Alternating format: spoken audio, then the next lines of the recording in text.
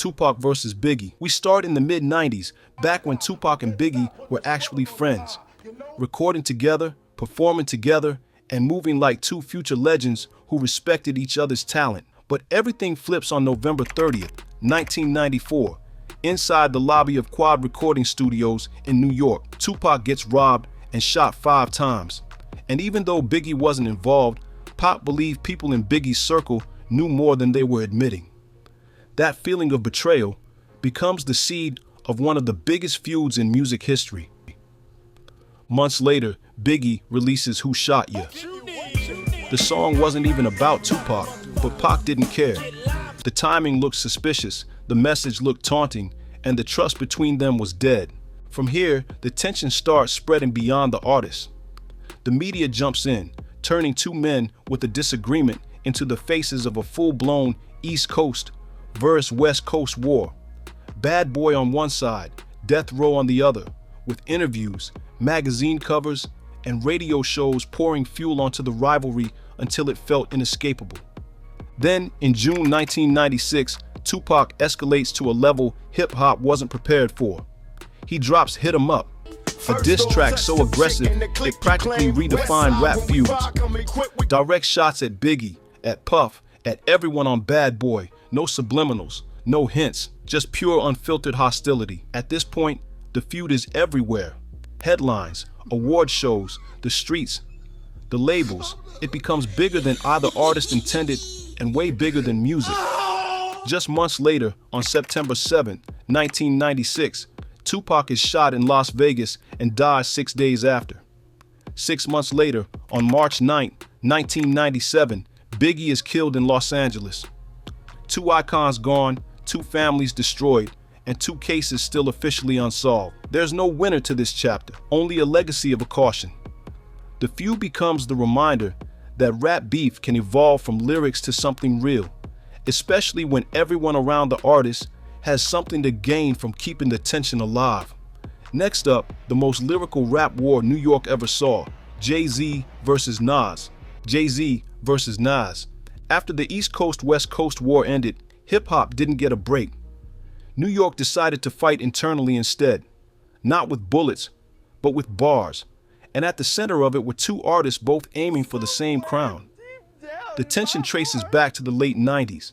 Missed collaborations, pride, competitiveness, classic rap politics. Everyone was watching Nas as the lyrical golden child of New York, while Jay-Z was rising fast, building a dynasty of his own. Neither man said it directly, but the question hanging over the city was simple: who's really the king? Things finally exploded in 2001.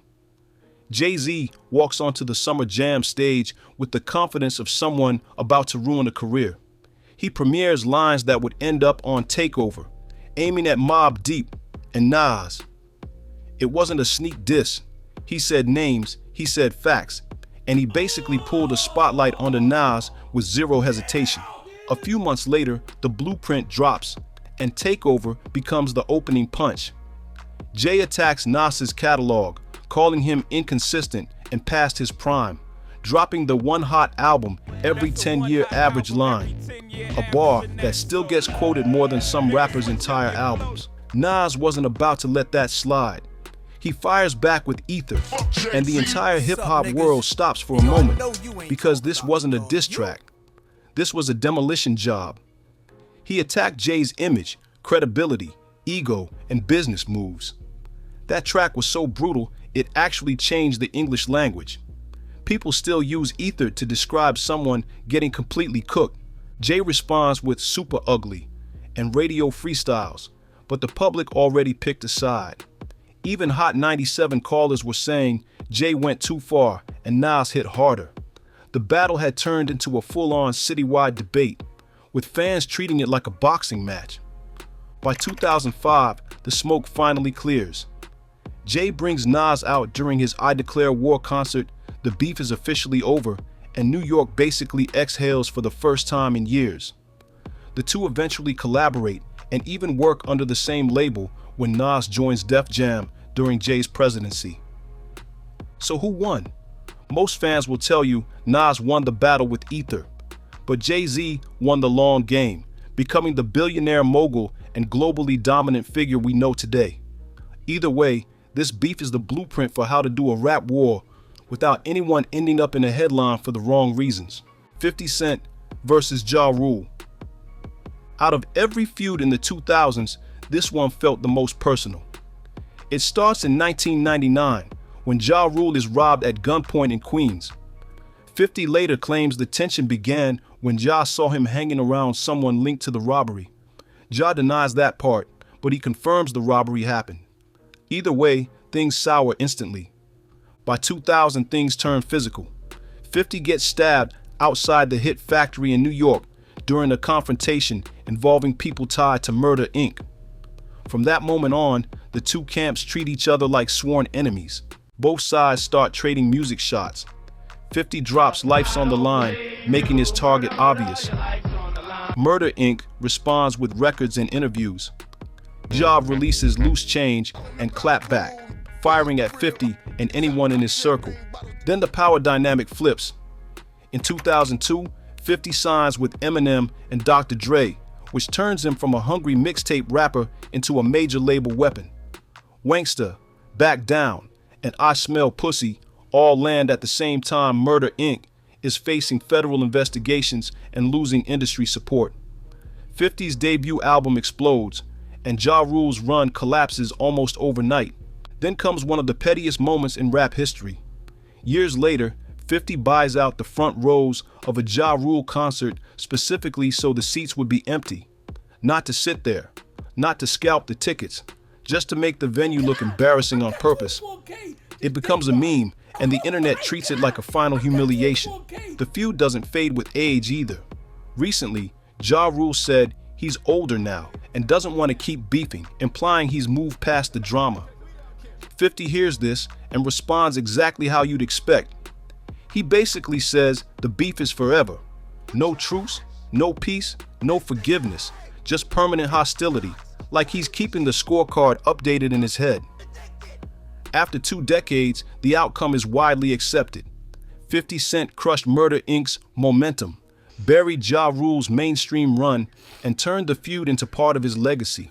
Eminem versus Machine Gun Kelly. This is the beef that proved one thing. If you poke Eminem, he's not going to ignore you. He's going to pull out a notepad and ruin your week. The tension starts in 2012 when MGK tweets about Eminem's daughter, Haley, calling her hot. Even though MGK tried to spin it as harmless, the industry knew that was a line you don't cross. After that tweet, MGK begins claiming he's being quietly blackballed. Fewer interviews, less radio support, and rumors that Shady wasn't happy. Things cooled down for a few years, until August 2018, when Eminem drops Kamikaze. He calls out several rappers by name, but the MGK shots on Not Alike get the most attention.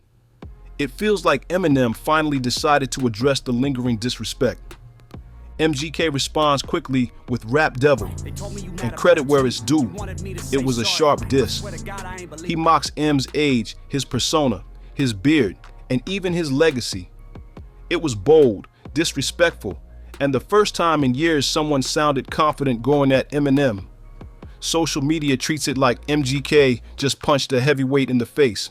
Then Eminem answers with Kill Shot, a targeted technical breakdown of MGK's entire career. No yelling, no theatrics, just surgical dismantling. Within 24 hours, it becomes one of the most viewed hip-hop videos ever uploaded. Fans start breaking down every line, and MGK instantly loses the momentum he had built. MGK tries to keep the conversation alive in interviews, but he never drops a second diss. And over the next year, something changes. He shifts into pop-punk, reinvents his sound, and steps away from rap entirely. Whether that's coincidence or fallout, the timing speaks for itself. Public opinion lands heavily on one side. Most hip-hop fans call it a clear Eminem win, mainly because Kill Shot hit harder, lasted longer, and shut down the back and forth completely. In the bigger picture, this beef shows how modern rap feuds play out in the streaming era. Reaction videos, YouTube breakdowns, TikTok edits, and meme culture shaping the story almost in real time. Nicki Minaj versus Cardi B. Nicki Minaj and Cardi B never got a fair chance to coexist. As soon as Cardi blew up, the industry pushed the narrative that only one woman could dominate rap at a time. That pressure turned small misunderstandings into public tension. The first real spark comes from Motorsport.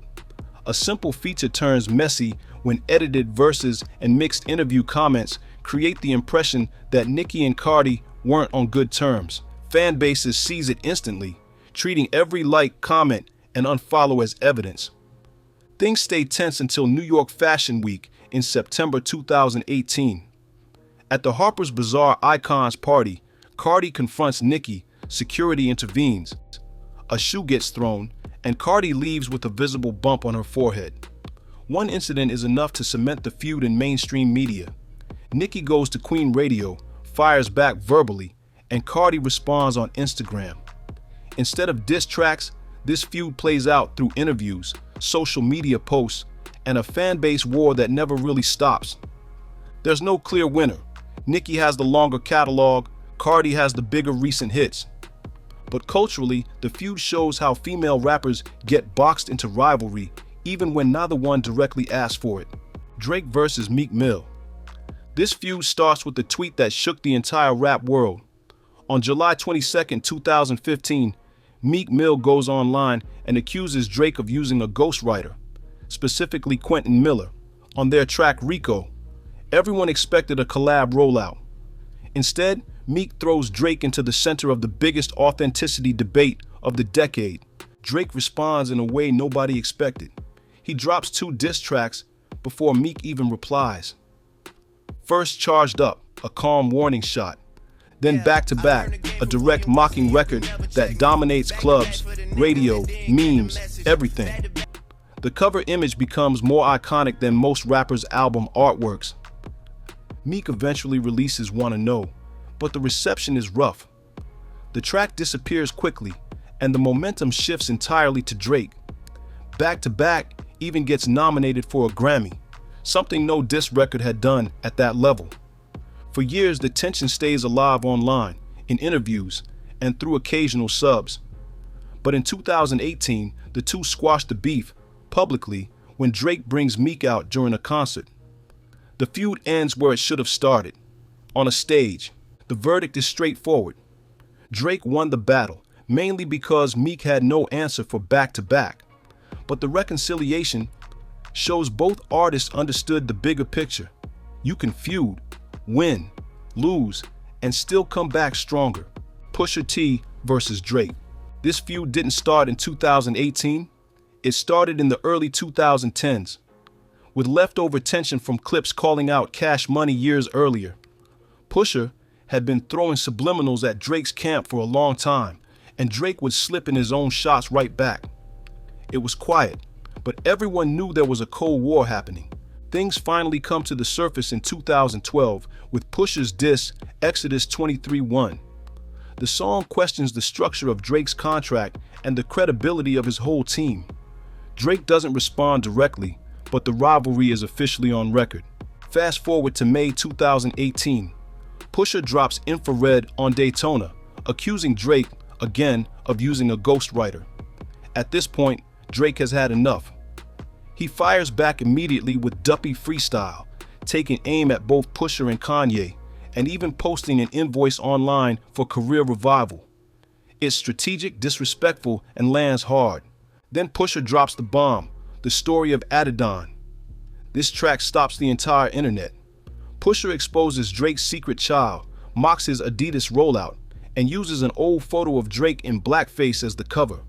It's one of the most brutal diss tracks of the streaming era, not because of punchlines, but because of the information it brought to light. Drake confirms the child on his album Scorpion. He never releases another diss toward Pusha, and the back and forth ends right there. The culture decides the winner almost instantly. Public consensus: Pusha T won this feud, mainly because Story of Adidon hit Drake's brand harder than any diss Drake has ever faced. Drake didn't respond on wax, which sealed the verdict. This wasn't a battle of who had the better flow. It was a battle of who landed the bigger reveal. And in that category, Pusha didn't miss. Kendrick Lamar versus Drake. This rivalry had been brewing quietly for over a decade.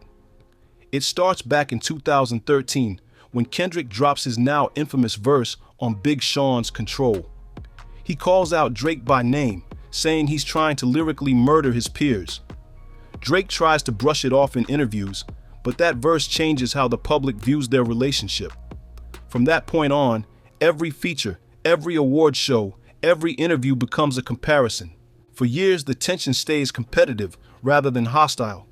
Kendrick throws subtle jabs. Drake throws subtle jabs. Nothing major until 2024. The entire feud detonates the moment Kendrick appears on Future and Metro Boomin's Like That. One verse is enough to override the entire album rollout.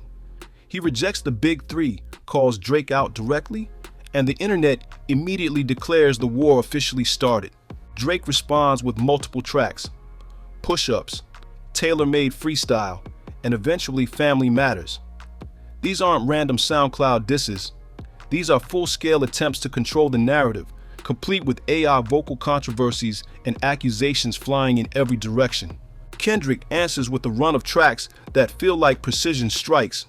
Euphoria, 616, in LA, Meet the Grams, and finally Not Like Us.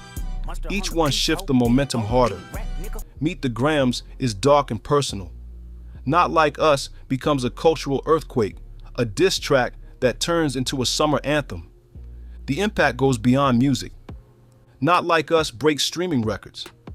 It's blasted in clubs, sports arenas, festivals, everywhere. Kendrick performs it during the Super Bowl 59 halftime show, dancing on stage with an entire crowd chanting the chorus like it's a victory parade. The track later wins multiple Grammys.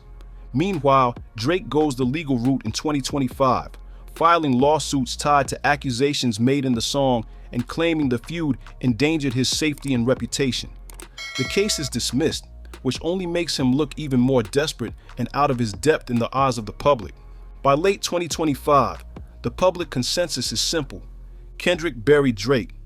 Not because of a single bar, but because the cultural weight behind the response shifted rap's entire momentum. In my opinion, Drake came off looking corny with his legal battle, but I'm sure he'll survive due to his huge fan base that glaze over him. Let me know in the comments which rap beef you think was the most iconic and others that I've missed. Thank you for staying till the end. I appreciate you. Please like and subscribe so I can grow the channel and keep bringing you videos like this. Peace out.